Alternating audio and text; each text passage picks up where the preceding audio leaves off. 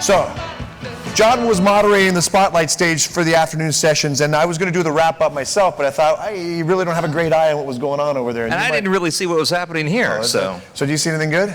Here, just now? Or over there? I was thinking over there, but here. Oh, yeah, but here, too. I mean, that last panel was absolutely fantastic. How'd I do? You were good, as always. You were fantastic, and your vest is delightful. It's fun. Are we sitting or not? Neither one of us are sitters. You're not standing. We're not sitters. You're not standing. No. All right, so what were some of the cool things you saw over there on the spotlight stage that you can wrap up with? So some key themes we saw on the spotlight stage were, it's definitely about platforms, be it in IoT, be it in connected car, be it in even some of the audiovisual platform stuff we heard from Dolby and Qualcomm and they're working on. Yep. The other part that Thomas, I now call this the Thomas model. Carriers are, it's SIM cards. From Thomas Neuberg? Thomas Neuberg from Deutsche Telecom. Okay. It's SIM cards, data plans, and experience. Yep. Right, so basically the carrier's future, and how do you make sure you optimize all three of those things?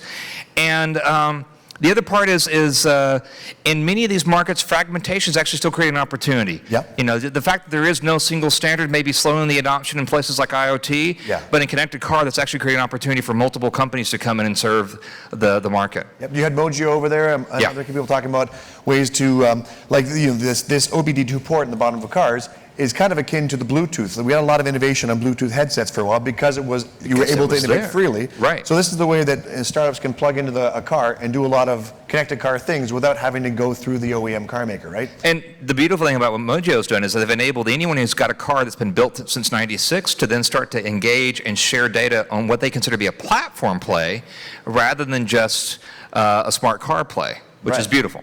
And you can track your kids. Yeah, drive, so You have teenagers, right? Not yet. Not yet either. I'm planning ahead for tracking my kids. Me too. It's like you could Skype with your car and figure out if they actually really went to the library. Yeah. So what else do you have to pull away? Anything else? Those are the big rocks of what we saw. So what John does, and he's a member of the Telecom Council, he's often one of our moderators and does a lot of our panels and stuff and keeps things lively. He's great. He does a research firm that does insights into what the market is actually talking about. So you kind of monitor social and stuff like that, and you can give people some real feedback on what the discussion is out there, right? Does yes, get it? That's perfectly, yes. And you also have a demo table if anybody's interested in that. We do. Right. Yeah. So my wrap up of things I saw here in the main stage throughout the day were I think a lot of interesting things about how, yes, I feel like carriers are getting more and more innovative over the years, more and more able to partner with startups in that community. But I was set straight that is a tip of the iceberg thing. I'm seeing the carriers that are here in Silicon Valley doing that. Okay. And so there's still a lot of carriers who are on different points of the spectrum where they're not quite engaging readily with partners. And so there's a lot more work to do from people who aren't as active. So that's one thing that's pretty realistic. It's true.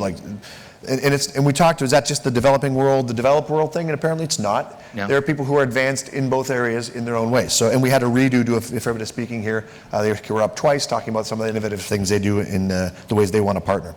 Another part that was consistently brought up over and over was a shift to more corporate venture capital. And Karim Taga talked about how that particular share of venture capital is increasing. And a lot of it's coming from telcos as strategic investments. Then we just heard from the last panel with vendors as a path to market. For example, Wipro has $100 million to invest in solutions they're taking to market. So what we're seeing is, as people look to partner, they are looking to also invest in those partners because they're making a company maybe a kingmaker. Right. And they also think, listen, this is a very good sign of a commitment. For the startup, if you're getting that investment, not only is that a good commitment from that potential partner, whether it's Verizon, Vodafone, Wipro, but it also then tells the rest of the community, your market downstream, I've got people willing to put their money behind me. Right, it's a vote of confidence. Yeah, that's so critical for early stage companies. And here's something you and I talked about in the past over and over that came up a bunch of times, and that is the notion of partnering is a great idea. It goes well beyond lip service if you want to be successful. Lip service is a path to failure. Right. You need to, first of all, have a methodology. And that, I agree with that. Amdocs and Daphne's speech was very, very good about that. But then it goes beyond that. And in the aggregate, Dr. Tag and a bunch of other people brought up, it requires a shift in culture that is still a work in progress. So the carriers can have people in the CL level offices at the top saying, we need to adopt, we need to be more nimble, we need to partner. But it needs to shift that culture throughout the entire company, and that hasn't really happened in the telecom space as much as it should have at this point. So, that's what we've talked about, we've seen in the Yes, past. we have, yeah. It's tough, right? Because if the internal organization's not incentivized to partner, you get what you measure in any organization, right? And if people that partner aren't made heroes internally, Yes. they won't continue the behavior. Yep. And what we see is to try something new, the culture is designed, like Silicon Valley culture is, you try something new and you fail, people applaud you and you're a rock star. Like Right. nowhere else in the world could you get applauded for your failures. You must have learned something, come back and try again. Try it again. Whereas the specific culture we're talking about inside of a telecom company, that is not the approach. Doing something different and having a problem, if we lose dial tone, if we lose 5 nines, you're not going to be a hero for trying and failing. No, you aren't. So, also, though, is it not a Silicon Valley elitism to think, why aren't you trying and failing more often when these guys have regulatory requirements? Right. To deliver the dial tone 911 services, they're not at liberty to do like what a WhatsApp can do, right? Oh, let's try this. Oh, that didn't work. Try again. So there's the carriers can't have a fail whale show up on their website, right? Yeah. For those of you who remember the old Twitter fail whale. Yeah. So there we have to reach an entente between the Silicon Valley, throw it up the flagpole and see who salutes. It failed. Try again. And that carrier world of 5 nines. We got to meet in the middle a little bit more. Well, and I think that's where the Foundry initiatives have been very powerful, because it allows you to create that ecosystem for prototyping together, so you can fail in catastrophic ways that move the knowledge forward without catastrophically impacting the business. Failing within the Foundry test bed. Yes.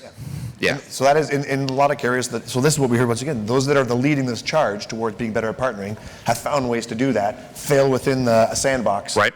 And then if it works in the sandbox, take it out. It's like, oh boy, what happened there? Well, that's a mess. All right. Well, that never happened. Oh, look, wow, this is great. Let's go take it out, right? You have those two extremes that come out. Yep. And then actually we heard from Amdocs some things that went in their sandbox and did come out. So that's pretty good. So with that, I'd like to thank John for coming into the wrap-up with me. Hopefully we'll see you again tomorrow. Definitely. And we're going to go to the Spiffy Awards, and I wish I had it starts pretty soon at 5:15 over on the Spotlight stage. So the Spiffy Awards are something the Telecom Council does. Through the year, we see a number of different startups. We actually get about 500 different apply to present. About 150 or so startups present to the Telecom Council through the year. The members, the operator members, vote on them for viability, interest level, technology development, and things like that. And at the end of the year, we get nominees through that voting. That happens on a regular basis. And then the revote for the winners of the Spiffy Awards. So we're doing the award ceremony for some pretty, some good startups over at the Spotlight stage in 10 minutes. So thanks a lot for joining us here in this room, and hopefully we'll see you over there for some cocktails and Spotlight. Thank you. Thanks, John. Thank you. Good job.